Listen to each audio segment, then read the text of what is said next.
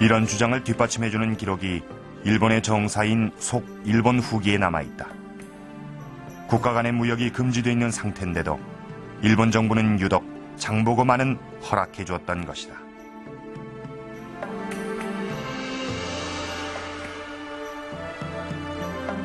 일본 당국의 장보고에 대한 신뢰는 무척 대단해서 장보고는 일본을 상대로 신용거래까지 했다.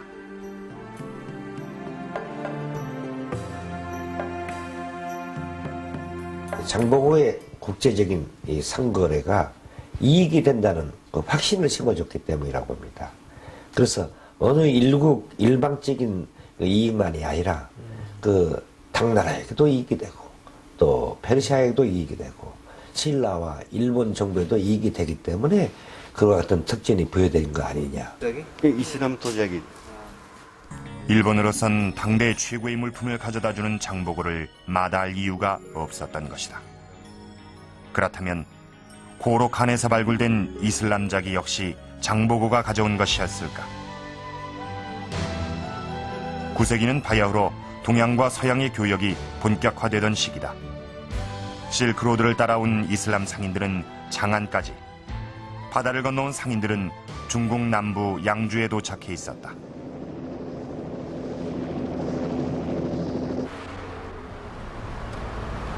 장강 하류에 위치한 양저우, 즉 양주는 양주 천하제일이란 뜻의 양일이란 말이 생겨날 정도로 풍요로움과 문화적 다양성을 누리던 곳이다. 9세기 이전부터 이슬람 상인들이 몰려들던 이곳엔 지금도 오래된 이슬람인들의 무덤이 남아있다.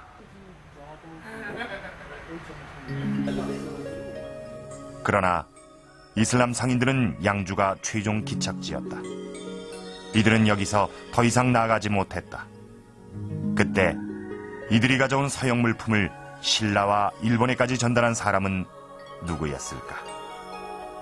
서역을 통해서 당나라까지 온 서역에 많은 물품들이 있습니다. 향료를 비롯해서 많은 물품들이 있는데 그 물품들을 신라로 옮기고 신라는 다시 중개목을 통해서 일본 열도로 팔고 반대로 일본 열도에서 나는 생산품들은 신라가 다시 중개목을 통해서 당나라의 북쪽과 남쪽에 팔았습니다. 여기서 생기는 막대한 그 무역 이익, 이것을 바로 우리 그 제당 신라인과 봉국 신라인들을 조직적으로 만든 장보고 선단이 관할했던 것이죠. 장보고가 이슬람 물품을 취급했음은 삼국사기를 통해서도 알 수 있다. 장보고가 청해진을 설치한 뒤인 834년, 신라 흥덕왕은 호화로운 외래품의 사용을 금하는 교서를 내린다.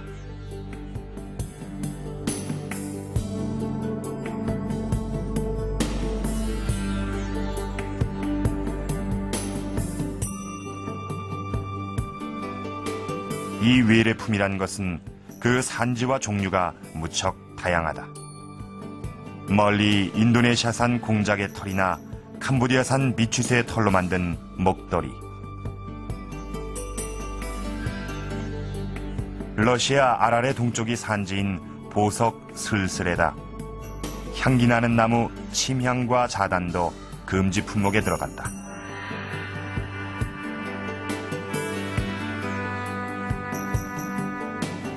당시는 국가의 엄격한 관리에 의해 무역이 행해지던 조공무역의 시대.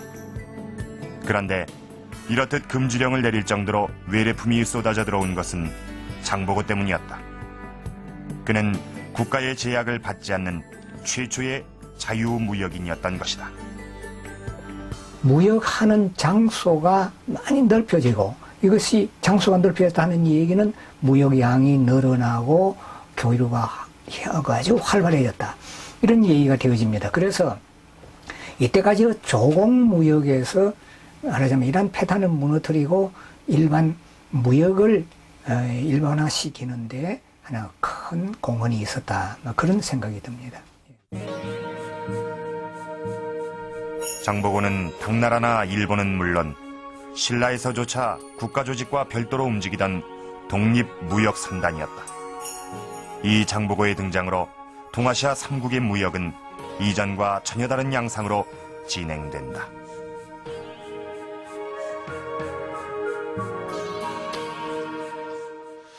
물건값을 미리 주고서라도 장보고의 화물을 사고자 했던 일본 사람들, 또한 신라의 귀족들은 장보고 선단이 가져다주는 이국의 화려한 물품을 앞다투어 구입하고자 했습니다. 소비자의 요구를 정확히 파악하는 것, 아마 장보고를 뛰어난 무역왕이라고 부르는 첫 번째 이유는 바로 이런 것이 아닌가 싶습니다. 그런데 최근 들어 단순히 무역인으로서가 아닌 장보고의 새로운 면모들이 속속 밝혀지고 있습니다. 자, 지금 보시는 이것은 청해진에서 발굴된 9세기 중국 월주요의 자기 파편입니다. 이 자기 아랫부분에 이 굽 모양이 이렇게 둥글다고 해서 일명 해무리굽이라고 불리는 당대 최고의 자기입니다. 자, 원래의 모습으로 복원을 해봤습니다. 당시 이 부르는 게 값이었던 이 월주요 자기는 장보고 선단의 중요한 교역품이기도 했습니다. 그런데 장보고는 이 자기를 당나라에서 구입해 신라와 일본에 파는 데 그치지 않고 좀 더 높은 이윤을 남기기 위해 직접 생산까지 했다는 주장이 제기되고 있습니다. 신라, 당나라, 일본 이 3국의 무역 현장에서 확인해 보겠습니다.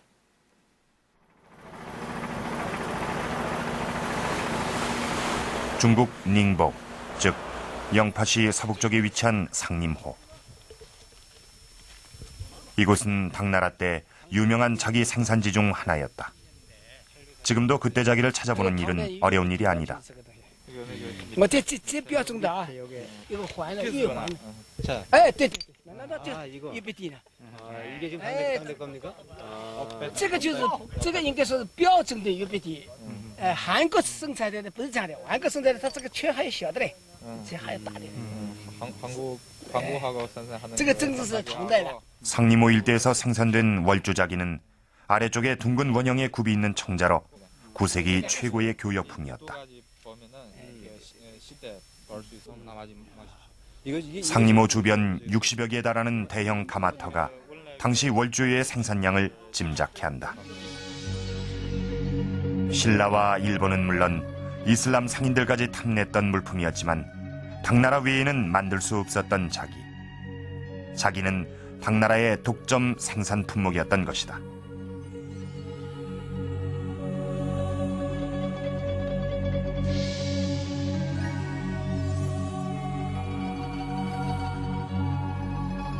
이 월주요 자기는 동아시아 3국의 무역 현장에서 모두 발굴되고 있다.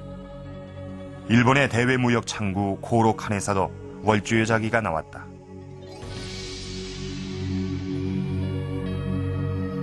장도에서 발굴된 자기 역시 월주요 청자 파편이었다. 장보고가 가져온 것이다.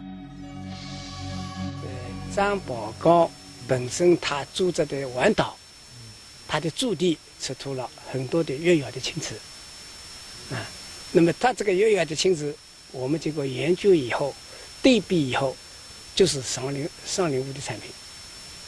那么上林屋的产品肯定从明州港运出去的。 그런데 최근 중국 양저우, 즉 양주시 일대에서 주목할 만한 발굴이 진행됐다. 당나라 나성을 발굴하던 중 신라자기가 함께 출토된 것이다.